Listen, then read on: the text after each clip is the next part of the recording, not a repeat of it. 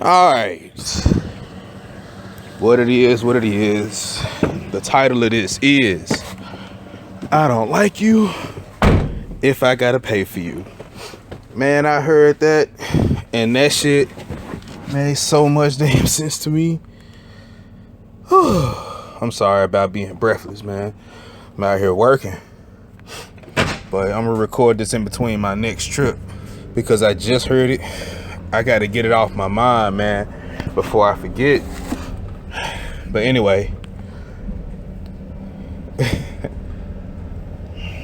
the man I was listening to,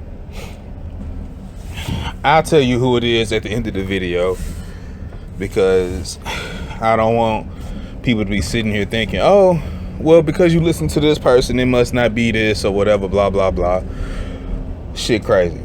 But anyway, this is pertaining to child support and why I guess some women or some people don't understand why men may not want to be around their child.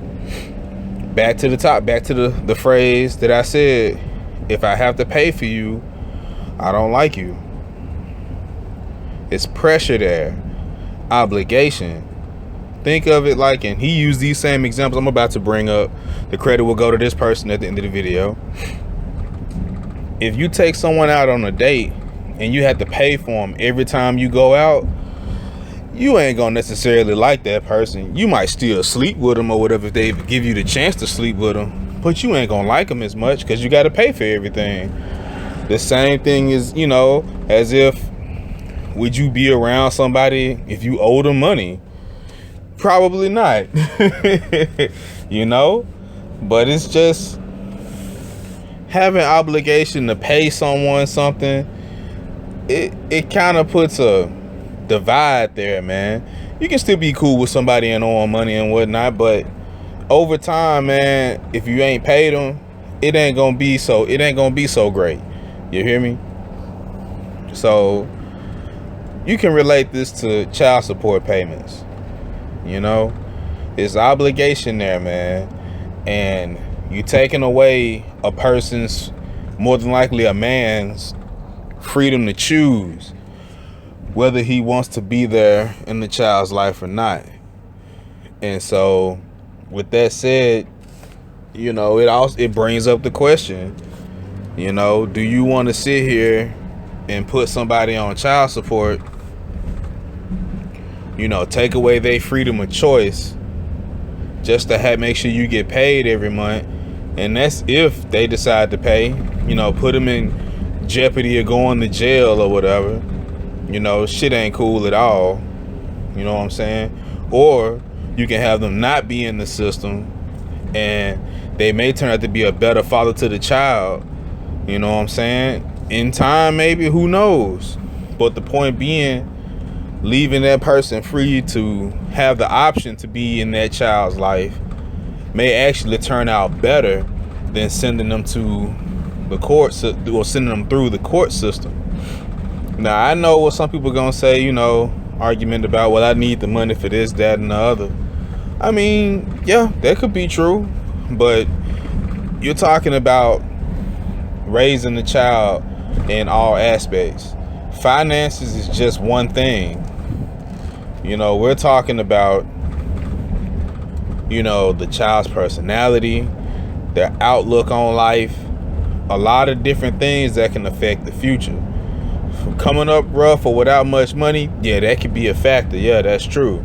Children are expensive. But what would a child benefit more from? Coming up broke but having both parents or having that father figure, mother figure in their life to help guide them? You know what I'm saying? Having a healthy upbringing with little money, or having all the money, I guess, in the world to go to the extreme, because more than likely child support ain't gonna really, help you out as much as you think it may, unless you got a rich baby daddy or a baby mama or whatever. But it's just giving that person a choice. Well, more than likely that person may more than likely make the right choice because they're not obligated. They're free to choose, and that's important, man. And I think people don't realize that shit. But I'm not trying to make this video long. I may even make another one afterwards. And well, I can't call it a video because I'm actually just recording. I'll probably add some shit for y'all to look at, you know what I'm saying, while you listen to me or whatever.